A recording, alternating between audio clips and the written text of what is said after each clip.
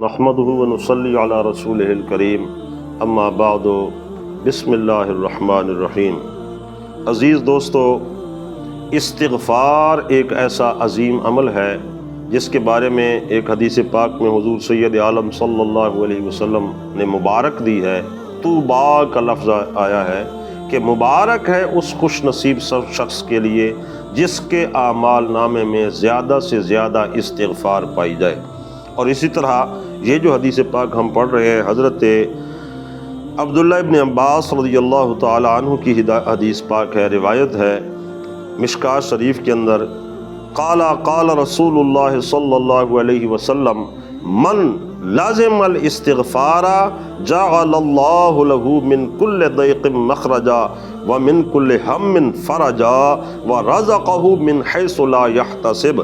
کتنا ہی عظیم عمل ہے استغفار، اور اللہ تعالیٰ اس کو اتنا محبوب جانتا ہے اور اس پہ اتنا خوش ہوتا ہے کہ حضور ارشاد فرما رہے ہیں من لازم الاستغفار، جس نے استغفار کرنا لازم بنا لیا، ہر وقت اپنا ورد زبان بنا دیا، چلتے پھرتے میں اور سونے لگتا ہے یا اٹھتا ہے، ہر وقت استغفر اللہ۔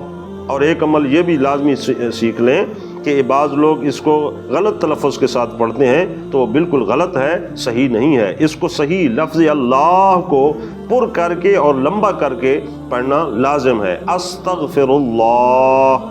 بے شک تھوڑی بار پڑھے لیکن صحیح پڑھے۔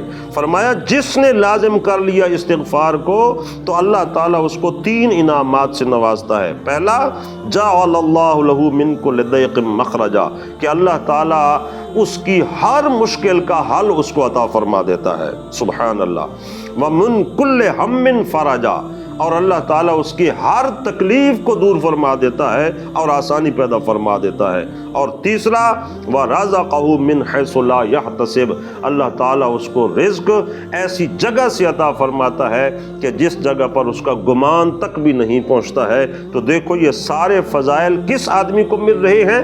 جو استغفار کرتا ہے، اللہ تعالیٰ سے معافی مانگتا ہے۔ تو اس لیے دوستو ہمیں چاہیے کہ بجائے فضول گوئی میں اپنی زبان کو ہر وقت لگائے رکھنے سے بہتر ہے کہ ہم استغفر اللہ استغفر اللہ استغفر اللہ کو اپنا ورد زبان بنائیں، تو ہم اتنی بڑے خزانے بخشش اور رزق، یہ ساری چیزیں اللہ تعالیٰ کی بارگاہ سے ان کے لینے کے حقدار بن جائیں۔